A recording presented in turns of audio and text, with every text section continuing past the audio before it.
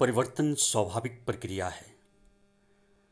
आप YouTube पर मेरे प्रत्येक वीडियो को देख रहे हैं, सब्सक्राइब कर रहे हैं, इसके लिए हार्दिक धन्यवाद।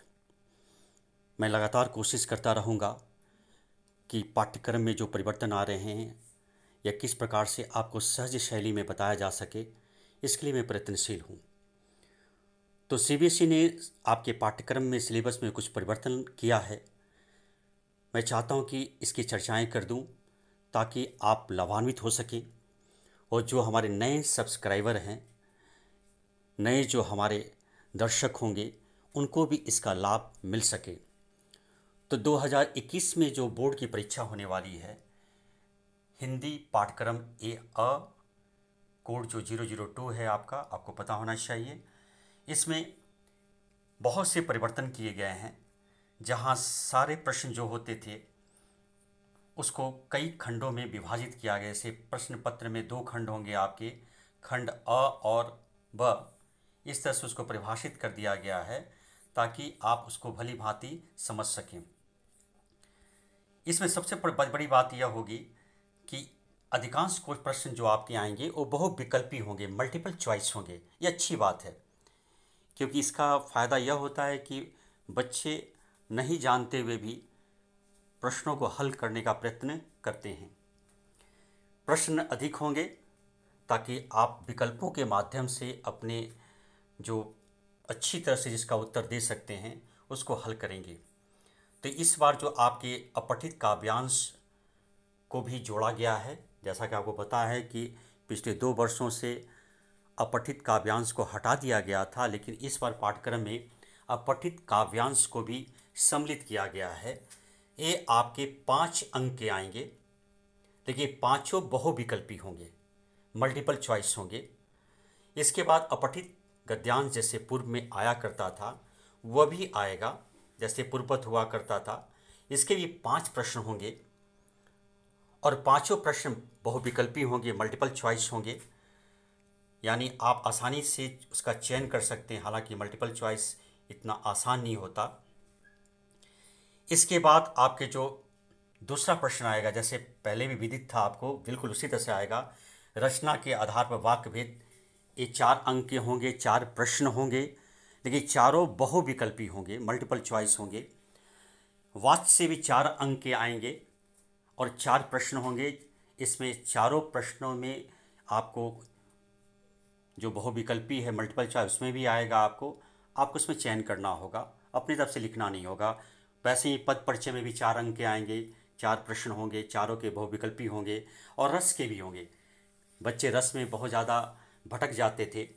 अब आपके सामने विकल्प होगा, अच्छे से आप सोचेंगे और उसको आप चयन करेंगे। इसके बाद क्षितिज से भी एक पठित काव्यांश आएगा, उसके ये 5 अंक होंगे, लेकिन पांचों प्रश्न बहुविकल्पी होंगे। उसमें भी आप चूज करेंगे, चयन करेंगे कौन सही है। बस 2 प्रश्न जो होंगे एक नंबर का, वह आपको लिखना होगा। ये मैं बात कर रहा हूँ पठित काव्यांश की। जो आपने पढ़ा है, जो चैप्टर आपको पढ़ना है, उसमें से एक काव्यांश आएगा। उस काव्यांश में से 5 प्रश्न आएंगे। पांचों प्रश्न में बहुविकल्पी होगा, लेकिन 2 प्रश्न ऐसे आएंगे एक अंक के, जिसका उत्तर आपको लिखना होगा। उसी प्रकार से पठित काव्यांश के साथ गद्यांश भी आएंगे। जो कहानी आपने पढ़ा है क्षितिज में, उसमें से एक गद्यांश कहीं से उठा कर दिया जाएगा। 5 प्रश्न होंगे, पांचों की बहुविकल्पी आएगा, उसमें मल्टीपल चॉइस होंगे, उसमें से आप चयन करेंगे। लेकिन इसमें भी 2 प्रश्न होंगे एक अंक के, जिसको आपको लिखना होगा, संक्षिप्त लिखना होगा। तो इस तरह से आप देख रहे हैं। लेकिन प्रश्न का जहाँ तक सवाल है, प्रश्न में परिवर्तन किया गया है। जहाँ पहले क्षितिज के काव्यांश से 4 प्रश्न आते थे 2-2 अंक के, इस बार 2-2 अंक के 3 प्रश्न आएंगे। 2-2 अंक के 3 ही प्रश्न रहेंगे कविता के क्षेत्र से। लेकिन वो दूसरी तरफ जब हम गद्यांश की बात करें, कहानी की बात करें, तो वहाँ जैसे पूर्ववत आते थे 2-2 अंक के 4 प्रश्न, उसी प्रकार से आएंगे। इसके बाद आपका सबसे महत्वपूर्ण जो भाग है उसकी हम चर्चा कर लें। इसमें सबसे बड़ी बात यह है कि कृतिका से आपके बिल्कुल जैसे विकल्प सही थे आपके, दो दो प्रश्न ही, पहले 3 प्रश्न भी आ जाते थे 2-2 अंक के। इस बार भी आपके वैसे ही 2-2 अंक के 3 प्रश्न भी हो सकते हैं या 2 प्रश्न भी हो सकते हैं, लेकिन अंक 6 ही हैं। पहले 5 अंक के आते थे, इस बार 6 अंक के आएंगे आपको। ये परिवर्तन किया गया है। निबंध के क्षेत्र में थोड़ा परिवर्तन किया गया है, जहाँ ध्यान दीजिएगा आप। निबंध के क्षेत्र में जहाँ तक बात करें हम लोग, तो किसी समसामयिक दृष्टिकोण पर पहले भी आता था निबंध, अभी भी आएगा, लेकिन अंक 5 होंगे और शब्द 80 से 100 शब्दों के बीच में लिखना होगा आपको। ज़्यादा नहीं है, आपको 80 से 100 शब्दों के बीच में इसको लिखना होगा कि आप चयन करेंगे किस प्रकार से वो 80 से 100 शब्दों के बीच हो। उसके अलावा एक आपको सूचना देने के लिए भी आएगा, माने अभिव्यक्ति करने के लिए क्षमता पर भी केंद्रित आपका एक होगा, निबंध होगा। जैसे आप किसी को बधाई देते हैं, किसी की प्रशंसा करते हैं, किसी की शुभकामनाएं देते हैं, ऐसे भी निबंध आपको आएंगे 5 अंक के, यानी 5-5 के 2 निबंध आएंगे। एक निबंध समसामयिक होगा, वर्तमान की घटनाओं से जुड़ी होगी, या कोई पारंपरिक होगी, जैसे अनुशासन है, विद्यार्थी, या फिर कंप्यूटर है, या हो सकता है अभी कोविड-19 है, ये समसामयिक दृष्टिकोण से आएगा। दूसरा निबंध आएगा जो कि प्रशंसा के लिए होगा, बधाई के लिए होगा, संदेश देने के लिए होगा। ये भी 5 अंक के होंगे और इसमें ये भी 80 से 100 शब्दों में आपको लिखना होगा। इसके बाद पत्र है, पत्र भी संक्षिप्त लिखना है, 5 ही अंक का होगा, इसलिए उसके फॉर्मेट अच्छे से तैयार करेंगे जैसे पहले करते थे। विज्ञापन भी आपके आएंगे उसी तरह से, जैसे 5 अंक के आते थे उसी तरह 25 से 50 शब्दों में आपको लिखना होगा।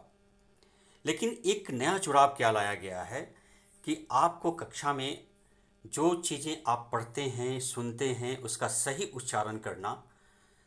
कैसे आप श्रवण करते हैं, सुनते हैं, टीचर आपको देख रहे हैं, फिर आपको जब पढ़ने का मौका मिलेगा उसका सही सही उच्चारण करते हैं। ये 2 चीज़ों पर 10 अंक निर्धारित किए गए हैं, बच्चे के सुनने पर और बच्चे के वाचन पर, बोलने पर। इसके अलावा आपका प्रोजेक्ट वर्क है, कुछ अध्यायों को हटाया गया है क्योंकि लॉकडाउन के कारण, कोविड-19 कारण बच्चों की ऑनलाइन पढ़ाई हो तो रही है, लेकिन फिर भी बच्चे कुछ असमर्थ हैं, इससे कुछ ऐसे अध्याय को हटाया गया है जिसमें बच्चे दुविधा में पड़ जाते थे, दिक्कत में पड़ जाते थे।